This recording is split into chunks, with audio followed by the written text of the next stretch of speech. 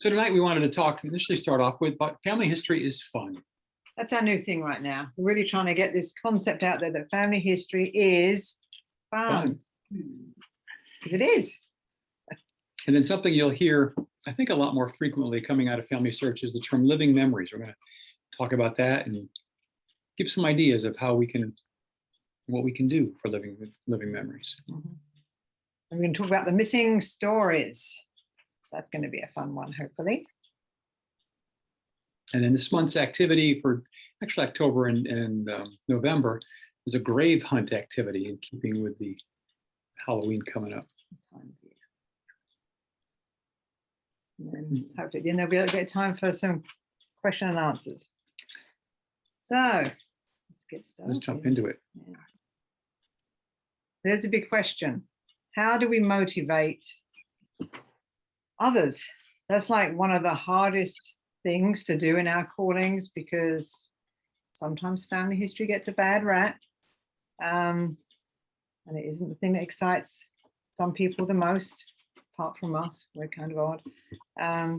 So one of the things we have to think is, how do we motivate others? And how do we reach the young people? Can everybody see the screen okay? Yeah. Cool.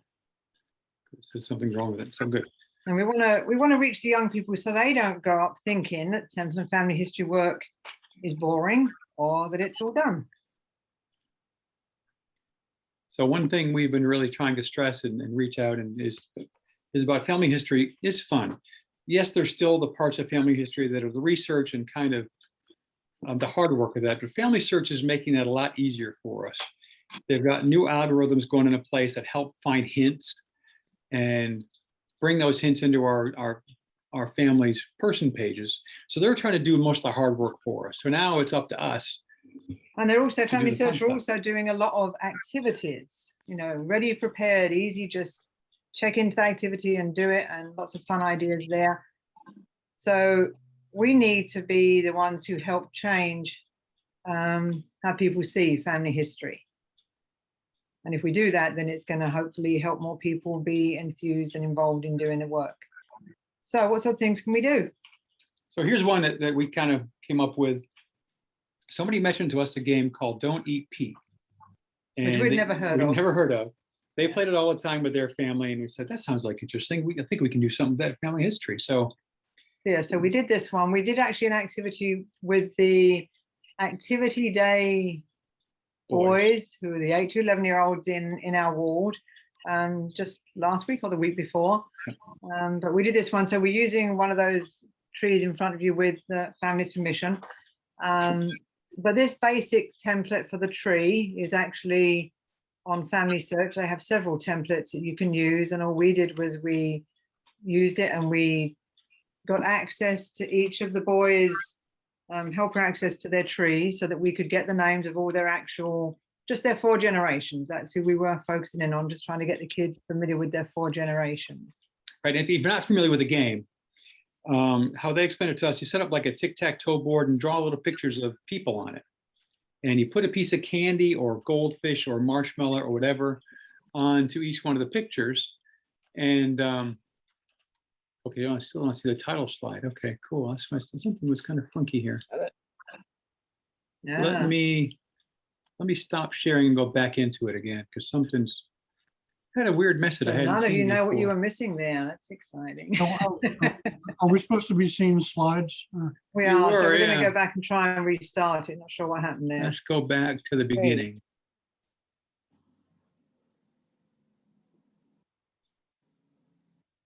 So, talking about these. Can everybody Now you see what you missed. Can everybody see those now? Yeah. Cool. Yeah, okay. Sorry about that. That was strange. I don't know what Yeah, happened. if that happens, let us know. Just Yes, we- let us know. Talking about how we motivate others, and especially how do we reach young people. So the new kind of logo that We're seems- we're using anyway, yeah, is family history is fun. So the Don't Eat Grandpa Pete game. So this is the tree we were just explaining. Right, we found the template on Family Search, added the names, and changed the title at the top. So as I was explaining, what you do is you put a piece of candy or marshmallow or whatever goldfish on each one of the names. Then as you send one person out of the room, and all the rest of you decide who is going to be Grandpa Pete. So for this time, when we played with the primary activity day boys, we chose Arlo Prisbury. So what happens is, sorry, Go ahead. jump in there, sorry. So what we did, each of the boys had their own tree. So we're using Derek's, but each of the activity day boys had their own tree that they were able to then take home and play with their family. So yeah, so then as they go through, they're instructed to take one piece of candy off the board at a time, and they can eat it. In our case, they actually put it in a little cup so they can save it for later. And when they get to the person who's it, everybody yells out, "Don't eat Grandma Pete," or Grandpa Arlo in this case. And they had an absolute blast. And yeah, they had a lot of fun. that age group, the 8 to 11-year-olds, is generally I guess. They're not normally super enthused about family history, but they just were so excited. They obviously loved the game. They loved the fact that they all knew something that the boy that came in the room didn't know. And they got to yell. yeah, they got to yell at the end really, really loud. So, but then when we found the person, and that was really fun, so they're all being introduced to their 4 generations, we then pulled up some pictures from their family search account. So this was Arlo Prisbury, Derek's great-grandfather. So we pulled up some of his pictures. And then we got to talk about them. And all the boys, not for long, we didn't talk about them for hours, but just kind of drawing attention. And a couple of the boys said, "Hey, the picture of Arlo up the top looks like Derek's older brother, John." And they really got into looking at the pictures and who the people were and just seeing their lives. Love the clothing. Yeah. They're realizing this is how folks dressed back then. It wasn't Halloween or some dress up thing. I still love the hat. I don't think they love. Looks like it's the same hat in this picture as this picture, quite a few years older, which it might very well have been. So we did that, and then we also then looked at Arlo Prisbury's Prisbury's person page, just to talk about when he was born, trying to get them to sort of feel for, wow, this was over 100 years ago that he was born, and when he died, and all of these, we chose grandparents that we knew that they had all been born after him, so they didn't know these people. Yeah. And it was really amazing how much these 8 to 11-year-old boys really enjoyed this. But it's also, this is a great activity you can take into anybody's home, into a family home. We're actually going to do one with the Icon Millers soon. We're getting it ready right now. Awesome.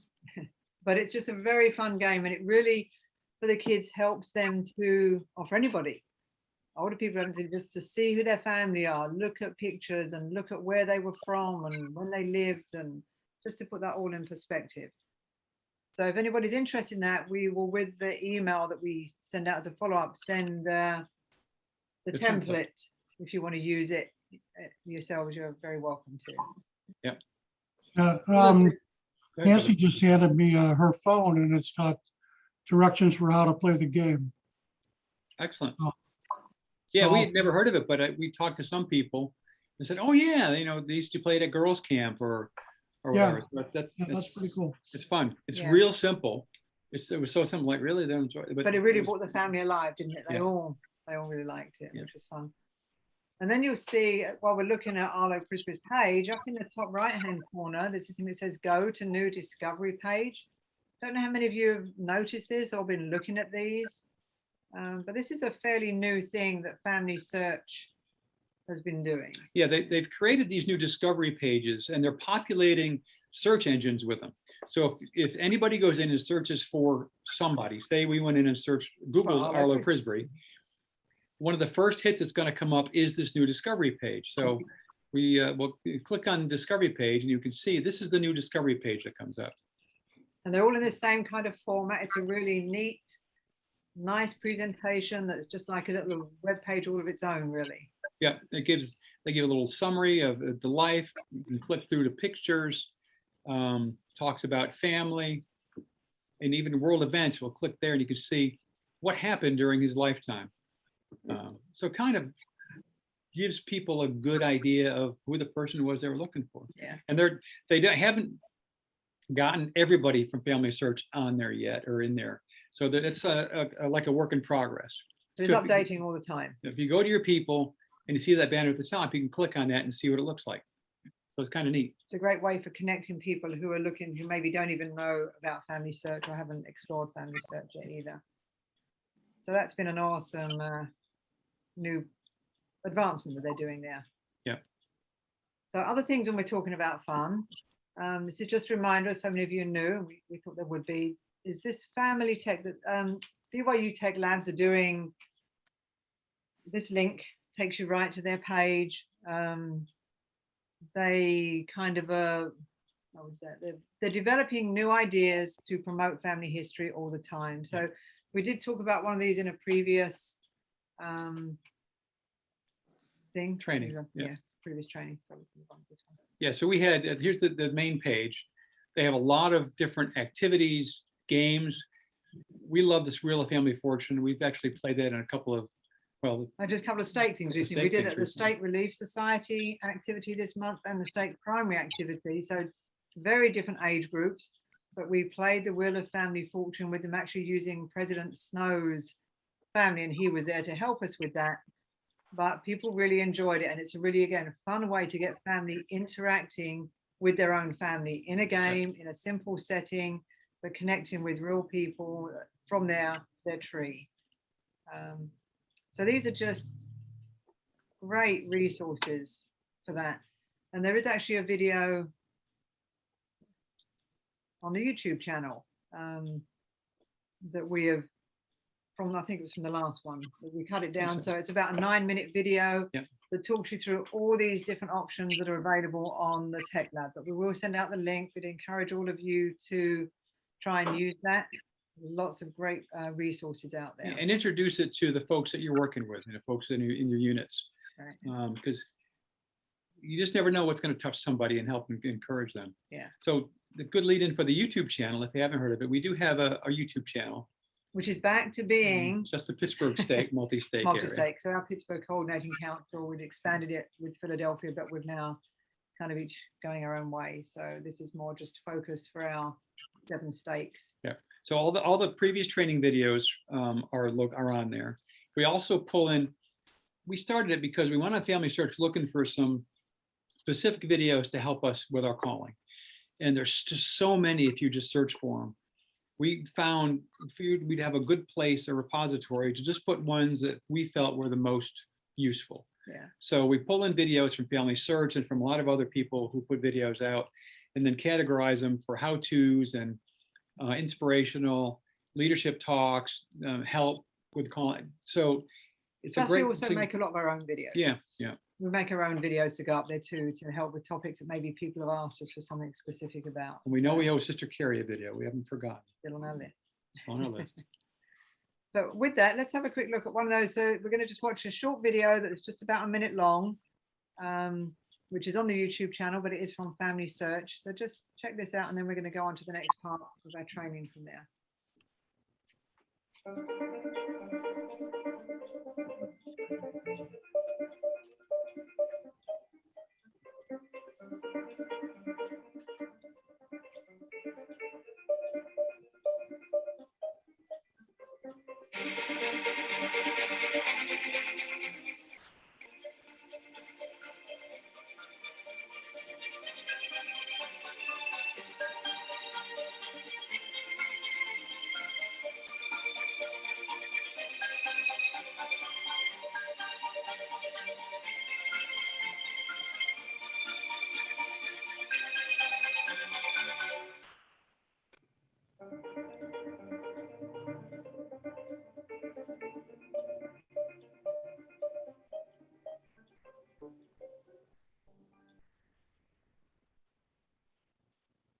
And that's amazing how much they capture in that 1 minute of everything that we're talking about. One of the big drives on Family Search these days is I'm drawing a blank on his name, Steve Rockwood brought out, was only 1/3 of Family Search is devoted to the past. The other 2/3 of it are devoted to the present and to the future. And there really is a big encouragement for us to document our stories. So that's the reason for this video. Kind of leads into our next thought, and that's living memories. Living memories, which we love this part. It's just a phrase that we're using, or not phrase, just 2 words we're hearing used a lot more right now. But there's so much that it covers, because this is your time to tell your story. Your story really matters. This is all about your lives, the things that you're going through, and that sometimes we really undervalue as people, the value of our own life. But if you think about some of the things that you're going through right now, and if you knew the same thing about your grandmother or your great grandmother, and that had been written down for you to enjoy now, that would really keep them alive for you. And that's really what we're trying to do, is living memories so they stay alive.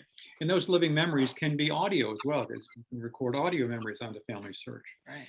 It's even great for younger people to interview their grandparents. And in the app, the Family Search app, if you bring a Family Tree app, you bring it up, it actually has questions to prompt you to talk with your parents or with their grandparents or whoever, just to talk about, and those can be recorded directly in the Family Search. And just helping people you work with to realize that their lives right now do matter.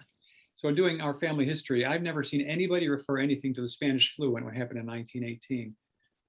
But just think about everything we've gone through COVID. And, you know, we all have, almost everybody has smartphones with a camera. We take those pictures, what happens to them? So we're just going to, oh, sorry. Go ahead. Yeah, so we're just going to walk through just a few slides of things that we're trying to share to give that concept some story to it. So here's a picture of us. This is the first time that we flew, First time we traveled, really. traveled after COVID began. It was only just in the summer.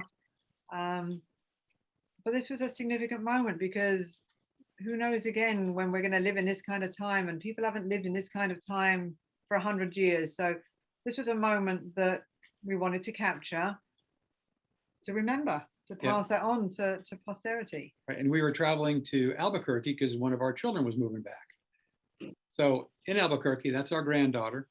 We had the privilege of driving back a 26-foot U-Haul from Albuquerque to Pittsburgh because their moving company fell through. So that was, which was a great adventure our for Brother adventure. Taylor, and not quite so exciting for me, but it was an adventure, and something that she was thrilled for us being there, but just to capture that adventure. Yeah. Her dad was in the Army and just got out about a year ago. And so now they're finally back home, and she gets to be around family, which she never was before, being stationed all over the country. And How so about- this, right. Yeah, those great family, holidays together. So this is the 4th of July picture once several of the kids have moved back. But just capture those moments that people have as families, because you don't know when someone's going to move, when someone's going to move on. We just don't know where people are going to be. So capture as many moments as you can, and keep them for others.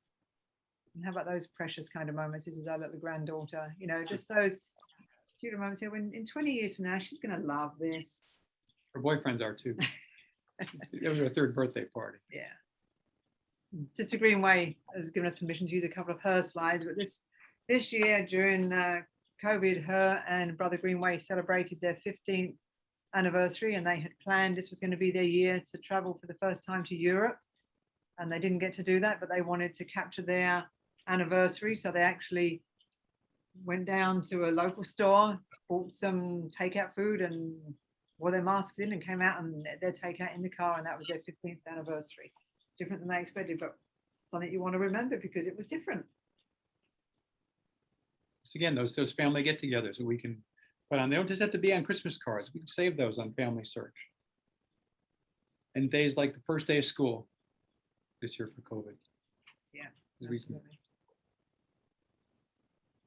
So one thing that's also came out of Roots Tech this year from Brother Rockwood is the term live, love, and learn. And that's a chance for us to leave our legacy as well. They're encouraging us to tell about ourselves, tell where we lived and how we lived, tell who we love, and what we've learned during this time. And that's also something that they're encouraging us to do for our ancestors. Right, to leave their legacy. Yeah. So just as we want to leave ours, we want to leave theirs. And I don't know how many of you have, but you might be surprised how many people don't have their legacy, preserved, recorded. Yeah. And so we want to kind of think about that as, so how can we do that? What can we do about their legacy? Right. So for folks that have gone along before us that maybe we didn't know, or if we did know, we can write down what we remember. But how can we add those missing stories? So this is a section we're calling the missing stories, because there are so many of them and they're so important. Just like it's important to tell our stories, it's important to tell their stories too. So let's have a look at that and see. So this is a person page for my grandfather, Alfred Locke. And you'll see there that he died in 1946. So he died a long time before I was born. I never knew him. I actually never knew any of my grandparents. And, you know, I've been told a few stories about them along the way, but I really don't know him. And the few little stories I've been told were very few stories. You know, the family didn't talk a lot about people then. So I really wanted to try and capture his story. So you'll see on here, there's 14 sources. A lot of these are sources that I have added, but also now that people are doing hints and tasks, a lot of the time when you're doing those hints and tasks, you're adding a source, and we often add the source and it gets attached to a person and we move on and do the next one because it's a very quick, easy thing to do right now. And a lot of people are enjoying doing those. But if we then go back in later and start seeing what's been attached, we start realizing that there's more that can be done. So we want to try and create a life sketch for Alfred Locke. Yeah, the life sketch was added to Family Search just a few years ago. And this is really our opportunity to share their legacy. So this is all about the life sketch. If you don't know them, is all going to be based on sources. So let's go on to Things that you know. So if you click on life sketch, it opens a life sketch box. And this is one that Denise added for her grandfather. So I added this story, not because I knew him, but because I went through each one of those sources and started pulling out every piece of information that wasn't just a name or a date. You know, you can find a name, you can find a date, and you can find the place that they were born and the place that they were married and the date and where they died and when they died. But this is other information. And so from this, I was able to create a story. Obviously, there's initial, there's just an introduction to him being born. But then I found this school record. I see a little typo in my thing there. But when he was 4 years old, he was registered in school. They start school earlier in England than we do here. So when he was 4 years old, he was registered in school. I found the school that he was registered in. I was able to find a picture of that school on an old postcard. And then in 1901, when he was just 5, you know, there he is as my grandfather who, you know, I didn't know, but I've only seen pictures of him as a grown adult man. And there he was 5 years old. And then in 1911, when he was 15, we get occupations all the time on a census, but it doesn't store it anywhere else. So he at 15 was working as a street orderly, and it tells you where he was living and who was in the household at the time. And of course, the age that he lived through World War II. So there were lots of records telling me about what regiment he served in, what medals he received and where he served. Of course, it goes on then. You can normally find a marriage record, but there's a little information there about, you know, his job by then was he was a clerk. And then in 1939, England did this kind of weird record that's because most of the records aren't released for over 100 years, but this one is just one that tells you in 1939 where people were and where he was living. And by that time, they had actually moved to the place where I was born, the same town. And then, of course, the information from his death certificate, which gives you lots of things, what he died of, where he died, what his job was at that time. So suddenly this grandfather that I didn't know, I've got kind of like this story of his life, and it makes him more real, you know. And then of course add that with pictures that we do have, and his whole life has become much more meaningful because of that. So the way that we do that is you would go in and click the edit button,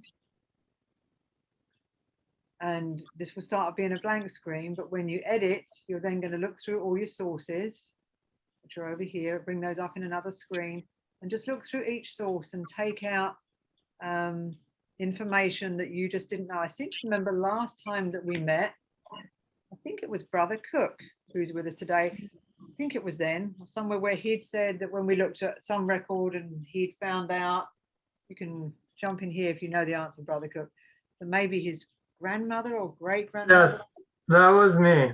Okay. And Yeah. you know what it was? Was it she'd only finished? My grandmother had only didn't finish high school or something like that. Right. And you didn't know. And that kind of thing is just amazing to find. Or there's censuses in most countries that, not all of them, but there'll be a census here and there's a census in England that will tell you how many children someone had, how many of them were living and how many are deceased. And that will also give you information that will tell another part of the story, that people lost their children and you want to find those children. So that's just a really good thing to do. This is kind of like the missing stories. If we do this, it gives people a story, and they're the kind of things that we want to remember. Absolutely. Thanks for sharing that with us. So far we've talked about family history is fun, and it really is. And we can really make it fun through the activities that we share with those that we work with that are on Family Search or those from the BYU Family History Lab, living memories, and the missing stories. So how do we use these in our Temple and Family History callings? So using these tools, this is how we create one-on-one personal discovery experiences. And those experiences are the most important thing that we do as consultant and in our callings. And that is one-on-one personal discovery experiences. And there's lots of ways you can do it. You never know what is going to touch somebody and spark their love of or their interest in family history. We've heard stories of people that just through indexing, they feel really connected with the past and with their family. Learning about their grandfather they never knew, like Sister Taylor has. Sometimes just adding memories and getting an opportunity to talk to people.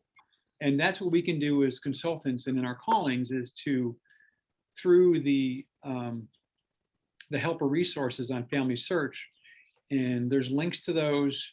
We'll provide that in that coming up. Spoiler what's coming ahead on how we can find that stuff.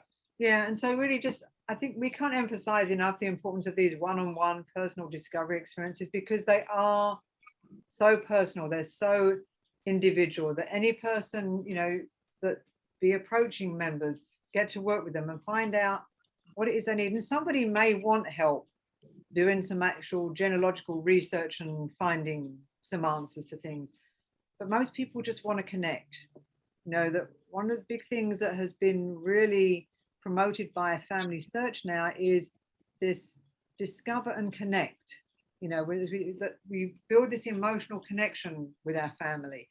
We all totally know that we want to be sealed forever, but we can't ignore the fact that sealing becomes more real when we feel connected.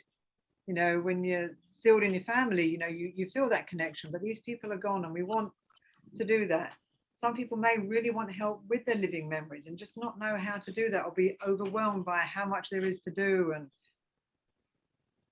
some people just need to see that it can be fun, and they want to involve their kids, or they want to have fun because they're sitting at home bored themselves. So there's just so many aspects of this. This one-on-one personal discovery doesn't mean it's got to be hard and fast genealogical research. It's anything that helps that person have an experience that helps them feel the spirit, helps them feel connected to their family, either now or those who have gone. And can help them turn their hearts to their Father. And so that really is the most important part of what we do in Temple and Family History work. And then we look excited like these people in the picture because we get super happy. This is a selfie I took at Denise. So one of the resources that's available on Family Search is the Temple and Family History Consultants Help. It's not just for consultants. That page has links to all kinds of things for any Temple and Family History calling. Yeah, so if you're an elders quorum or a relief society counselor who's responsible, if you're a Temple and Family History leader, if you're a state consultant, ward consultant, whoever you are, this has got a lot of links on it that are really helpful. There's so much stuff now on the church website and also on Family Search to help us learn about our callings. And this is a good place to start. We will send a link out. But also I'm going on Family Search to the helper, to the little question mark in the circle. Click on that, and under helper resources, there's a ton of stuff as well to help you get started in your calling.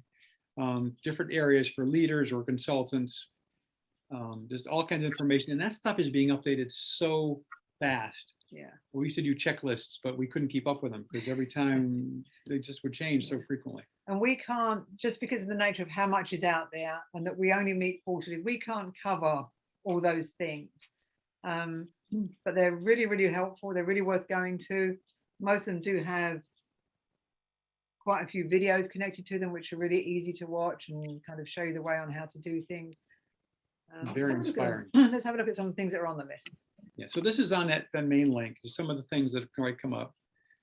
This is a link to that helper resources page that I keep talking about. Getting started with the Ward Template Family History Plan, which a lot of units are having trouble getting that plan in place and getting it going. So this And is what it a even good means, guideline not just for getting leaders. paid, but what does it mean? How do we do that? Yeah. So those guidelines there, and these are all, we already said that, these are all clickable links. When you go to that page, it will show you written guidance and video guidance. Again. Yep. And there's more. Go through them all. Yeah, just talk about some of Okey them. doke. Yeah. So another thing is that the Family History Activity Report that Brother Murdoch mentioned, certain callings have access to that. So that's a good kind of way to see how your unit's doing. It's not the end all, and it's not something we want to be harping on for the numbers, but really to encourage and just feel this, have a little prayer and see, who can I talk to today?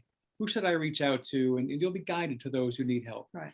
No, well, we see where the need is. Yeah. Absolutely. Yeah. So how do I learn to be a helper, or about my calling as a template family history consultant?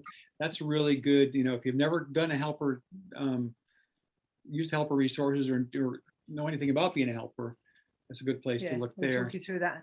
And that's often the way that you'll need to use that to get the access to somebody's tree to be able to help them, whether it be with their research or with a fun game or with an activity or whatever it is you need to be able to access people's information. And there's a planner. So once you have that access to somebody's tree, you can go through the planner and find, allow yourself to be led to help them to what they want to know. How do I delete or add a person to my planner? So just some helpful stuff.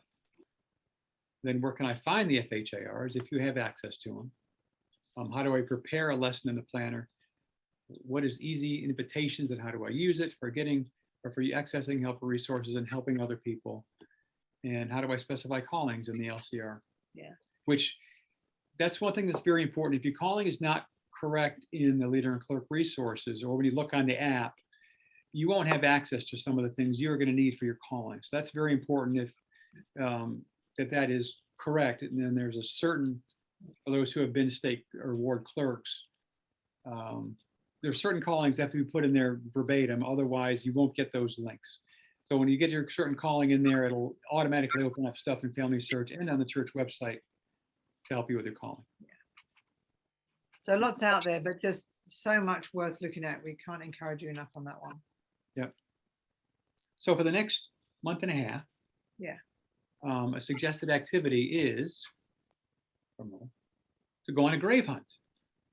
We just thought, with it being, the weather's been so nice this year and people have been cooped up for a long time. So not totally easy yet to know how to do activities, but this is an outdoor thing that people can either just do as a family, you can go as a group, you can, organize it as a wall, but we just thought, keep it open. Elders Quorum activity. Yeah, just keep the suggestion out there with an open mind to what might work for your unit.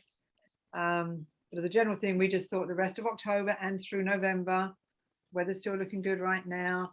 Lots of people, love this time of year with Halloween and fall and everything else. So the several things. So the first one, take a photo of gravestones. That's probably the bigger one on the list. That's really to encourage people to go to justserve.org has access to Billion Graves, or you can use Find a Graves if you prefer that.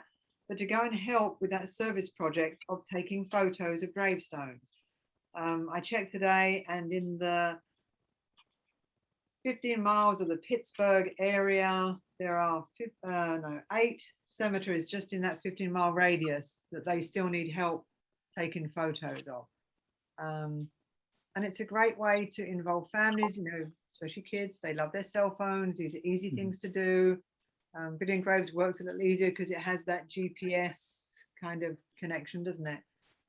So that's a bigger one. That might also be something worth, organizing as a ward activity. Hey, let's all go to this cemetery today and meet there and take photos.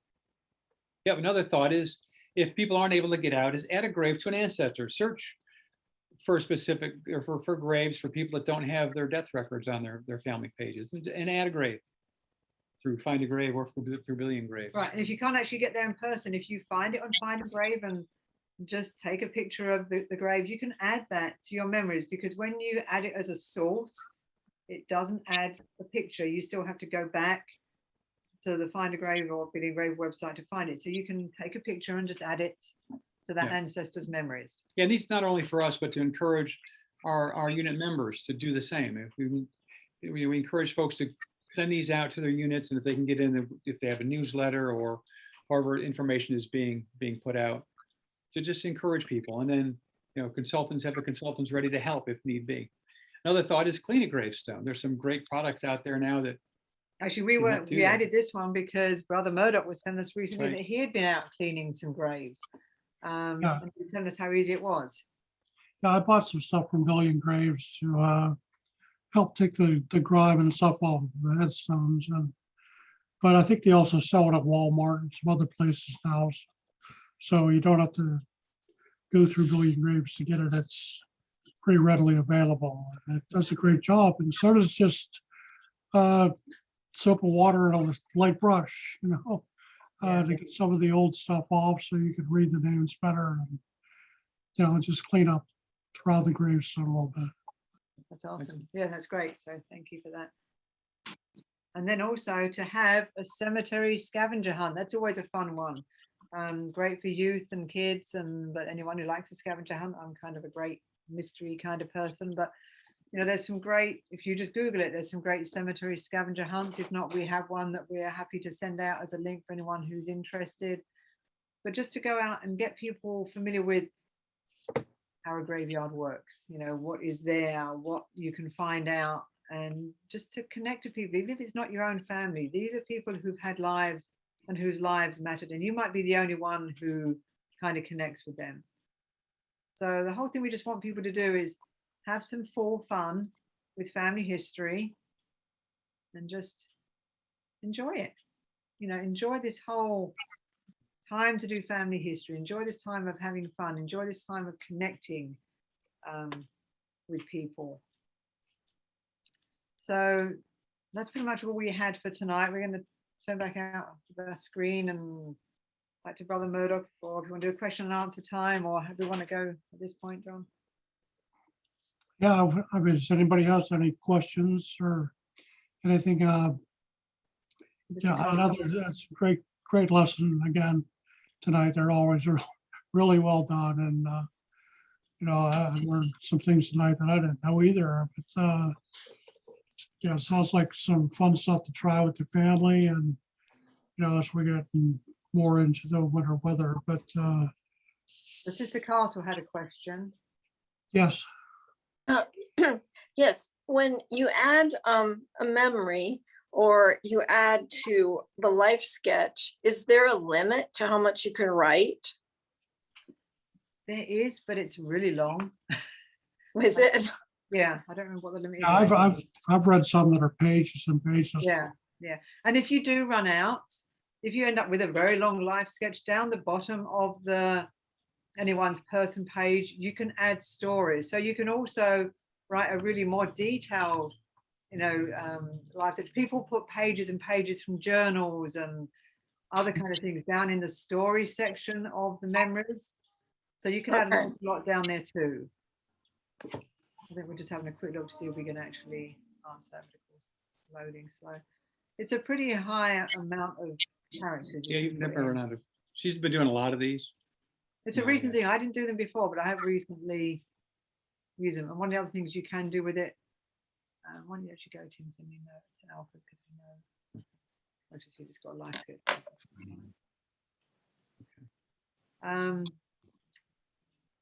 Yeah, we're just looking for that. 10,000 characters. So whatever that equates to. So it's on the live. So, okay. So, Sister Frederick. Frederick. Yeah, I have a question. When you're talking about recording the living memories and the pictures and so forth, where do you put that on? Where would you put that on Family Search? Yeah, so in Family Search, I can share screen. We can show you. I mean, you put it on your page or what? I don't know. Well, it depends who the memory of. If it's a memory of your own life and your childhood or something you want to talk about. If it's a memory of your mother, you might add it to your mother. If it's a memory about one of your children, add it to your children. Okay. If So it's a this memory is- of a grandparent. This is my dad and his page. Yeah. And we've got a bunch of pictures Yeah. that I've added. Then down here at the bottom, you can upload documents or Yeah. add stories here as well. And even further down, you can upload audio. This is great to do that. So I was more asking about, like, you were showing pictures of things you're doing now, like you went on a trip and those kind of pictures. You just put those on your own. On our own, yeah. And while Yeah. you're living, no one else sees it, but it then has it there ready. Oh, okay, I gotcha. Yeah. Yeah. So anything that's Okay. about you right now, I would add to you. Yep. Yeah. I So- thought, as it says there though, it says, however, anyone could potentially see the photos, documents, and stories that are attached to this person. So it almost seems to imply that somebody could see that information or something. That's an interesting one, because obviously there's that privacy of a living person's space. But I know, because I think we had something where we had to address that once. And I think when we talked to Family Search, they just said, because of the algorithms in Google search, there is always that possibility that someone could Google search and find something. But they're never going to find it by going onto Family Search. But you know how people are very clever and can, find their way in. Right. But nothing that you put on Family Search is divulged by Family Search itself on a living person's memory. But yeah, they have to have that there as a disclaimer, so you know that. Okay. I had something else to add too. We just recently, like we've done this twice now, started having a Zoom meeting on Sunday night, like once a month, with my mom, my brother, and all our family, our kids and grandkids. And we pick one person to talk about, and everybody says their memories of that person. And my daughter writes, records it and writes it all down and adds that on Family Search. But it's really been eye-opening because, I mean, my mom's 90 years old. She's the only one that has memories of some of these people. So we've already learned so much, about our ancestors, and it's been fun to do that. That's Those are great. great. That's very That's great good. that you have her to still ask questions and things, and Yeah. that's fantastic when that happens. Yeah, it's been really fun. What you can. Yeah. And your daughter could record those and put the audio up as well. That on Family Search, we actually had one of our sisters in the ward who was 90 years old, actually just turning 91 pretty soon. She met during COVID with the missionaries over the phone, and they recorded full 2 hours of her talking about her memories, broke it up into 15-minute segments, and then added them all on Family Search under her person page. So they will be there for her posterity forever. Which is awesome. It's Yeah. awesome to do. Sister Bellino, did we see you waving? I like the fact that when you put pictures and things in, you can tag other people to get those pictures also. So I don't know if everybody's aware that tag. Yeah, one thing to be careful of with tagging, if you're tagging living people, is be sure you get their permission. If you have put a picture in and it's for a deceased person, but there's living people in there, I wouldn't tag the living people, because those could still be Unless you have made their public. permission to do Yes, so, have their yeah. permission. So it's a Yeah. suggestion. Good thought there. Brother Villarreal. Oh, and then Sister Eichenberg. So I had a question about the helper resources page you showed in the slide.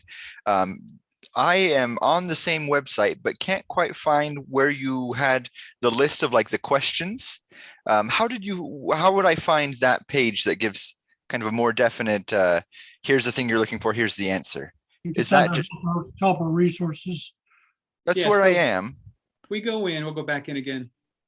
We show this quickly. And up here in the question mark, and then helper resources. And then down That may be or something where your calling needs to be sure is incorrectly. There's a Temple and Family History Network down here. There's another one, Temple and Family History Callings. All the leadership sessions from Pat's Roots texts are linked here, which especially the last 3 years, that's where they get into the family history plan and the good makeup or the new makeup of the family history, the ward committee.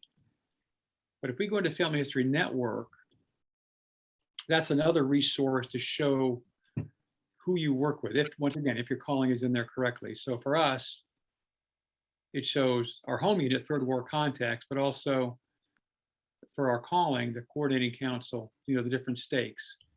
But for, let's go back to here, under the callings, they're working on doing a finer tuning of these pages to specifically work on your calling. So for a leader, click on this page. For consultants, another link to the leadership instruction, and also videos, specific videos for the calling. That specific link we had wasn't. Yeah, it had things like, you know, if you want to make a plan, if you want to do these things, was that somewhere connected to that page? Or it's in here.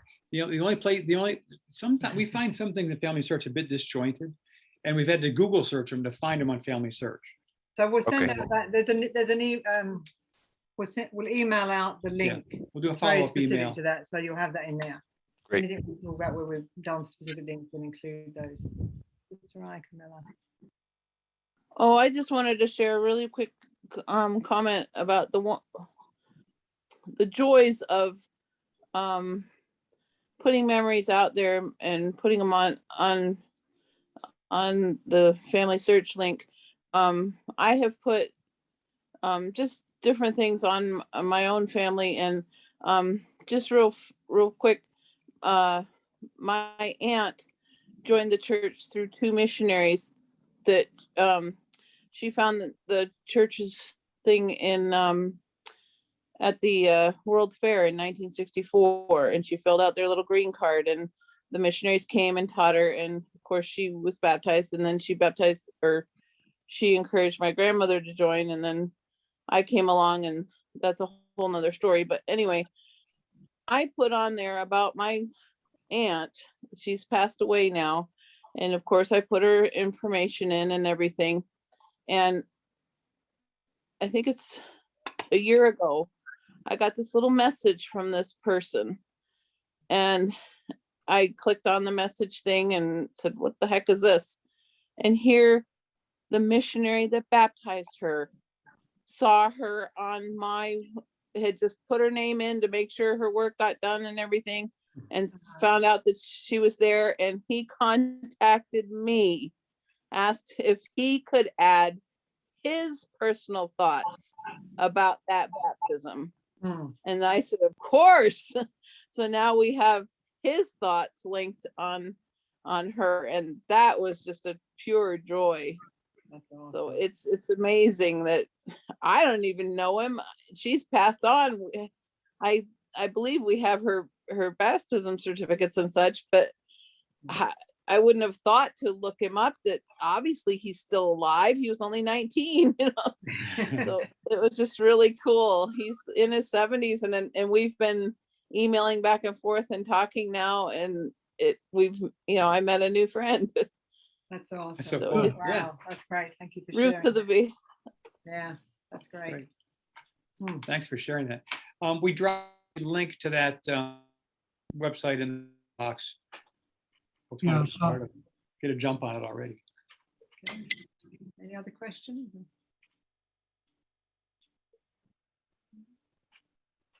Awesome. Thanks so much. Oh, Hillary. Oh, Any more questions? Yeah, Hillary. Hillary's just coming in. on, yeah. Okay. you're still muted. There we go. Okay, can you hear me? Yeah. Mhm. Okay, so this is actually more of a question for Brother Murdoch, but I was wondering if there's any direction on when the family history centers can open again, if we can start having if we can start having it be open on a